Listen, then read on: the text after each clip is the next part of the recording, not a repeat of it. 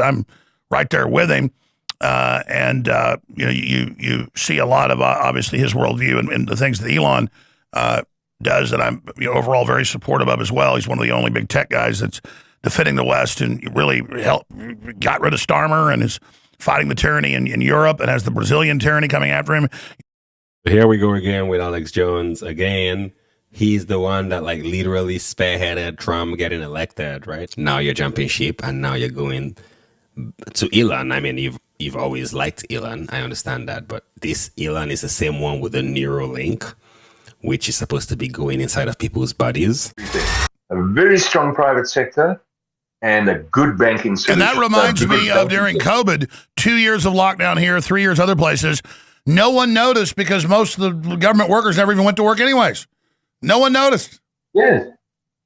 You know, that I don't want to get into the COVID scam, but I've never had any injection. I mean, that was such a scam.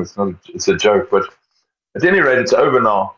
But coming back to the first thing you raised, I think we have reasons to be optimistic. We let these people like Mamdani and then try their luck and see what they do, and show the people what it means, and then you will see what happens. I spend a lot of time in Russia. I've done 5 major trips to Russia in the last 18 months, and Russia is very. Yeah, they're about to go on break, but apparently this guy loves Russia and he loves Putin. And I wonder why. I really wonder why. Space. Hold on, I want to talk about what you saw in Russia. Errol Musk, a break. We'll talk about America's 250th birthday with this very interesting, intelligent man, Errol Musk, on X at Errol, ERROL _ Musk, MUSK on X. I follow his work very, very closely, and I got to say, his politics, his worldview. Honestly, he's a fine-looking man, right? Like, nice head of hair on him. I wonder if he got, like, if he went to Turkey for his hair, like Elon did. Is that his real hair? I wonder. You know, how you just get so rich, and then, like, it's like nobody can tell anymore. They just stop aging. He looks like a fine man. No homo. Pause, right? Pause. I'm right there with him. You see a lot of obviously his worldview and the things that Elon does that I'm overall very supportive of as well. He's one of the only big tech guys that's defending the West and really got rid of Starmer and is fighting the tyranny in Europe and has the Brazilian tyranny coming after him. Here we go again with Alex Jones again.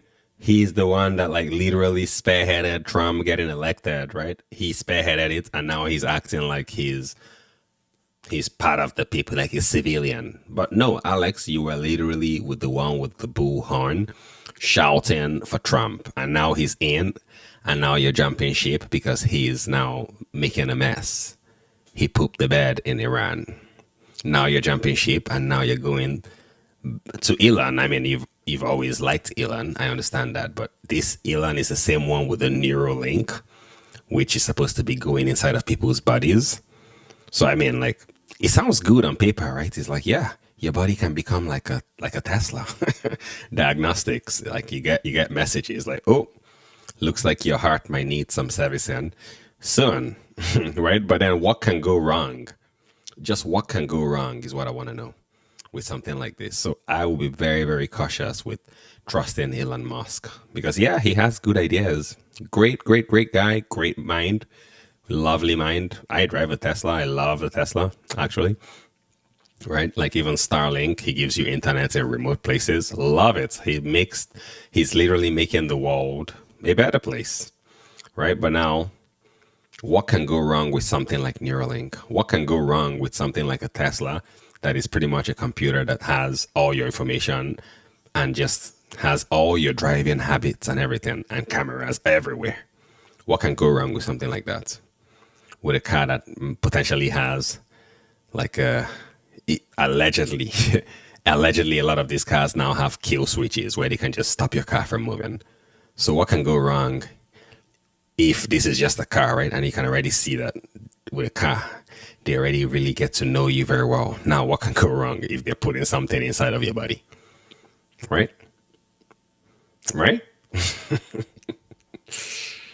I'm just messing around, yo. You judge a tree by its fruits, and I just see real life action defends the First Amendment, and then people see that and say, well, it's not good enough. We don't trust him. He's rich and powerful. Well, if we're going to take back society for the West and relaunch a new renaissance, we've got to be ready to have champions that are powerful that join us and not just sit here like a bunch of losers. Trump's gone sideways some, but he's still light years better than the Democrats. And I'm proud of the old Trump we supported, and he's had some problems now. Now he's correcting, in my view, not letting Israel completely run his foreign policy. I'll get back. What does he mean by the old Trump? Like, I don't know that is an old Trump and a new Trump. I think maybe if he's talking about the Trump who just gamed all of them and fooled them into electing him in and really pushing for him, then yeah, sure. But I mean, I think anybody that was watching it would have known that Trump is very good friends with Bibi, right? So I even told my brother this because he was like, oh, I can't wait. I really want Trump to win because he lives in Belgium.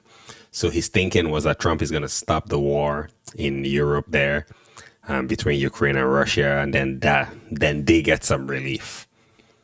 And he wasn't really bothered about Israel. Right. And I told him, I'm like, but then I think, yeah, he might be able to stop the war in Ukraine. But then what about Israel? You know that he's probably going to, because he's already been talking about like destroying Iran and everything like that, right?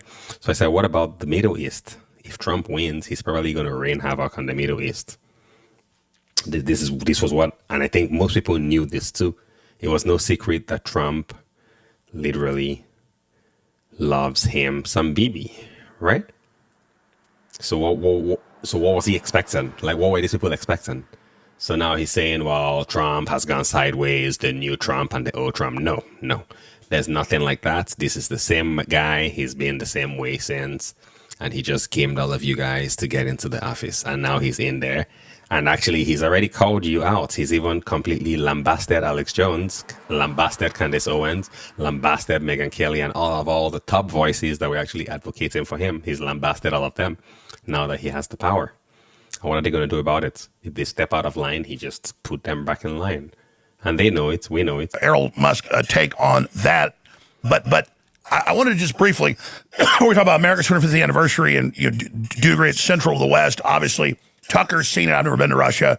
Everybody I know that goes there just say, the innovation, the architecture, the buildings, the people, it is certainly a renaissance of the West is happening there. I want to see it happen here. I don't see Russians coming here in the 80s and being blown away and that helping make the Soviet Union fall of all the freedom and choices we had. Now we go there and see that it's not the old Soviet Union. I see them doing well as us doing well. And I think everybody's wealth, a rising tide raises all ships. But just finishing up with South Africa, movies like District 9 and movies like Elysium, so many movies going back to, I like Mel Gibson, but they made that Lethal Gun, whatever, were the evil South Africans. And then none of that, from what I saw as an outsider from studying history and talking to South Africans, black and white, comports to the real reality.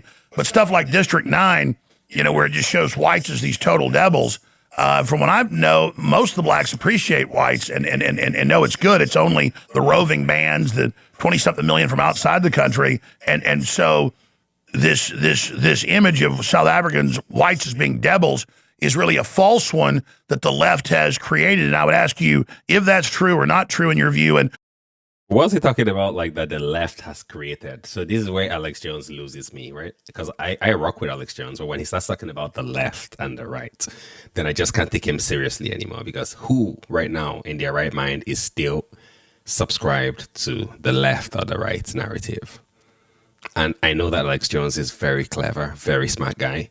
So I think he knows this too. So why does he do this? Why does he continue to act like this is a left thing and this is a right thing? Why does he pretend like as if we don't all know now that these are all the same people? Why? Why does he do this?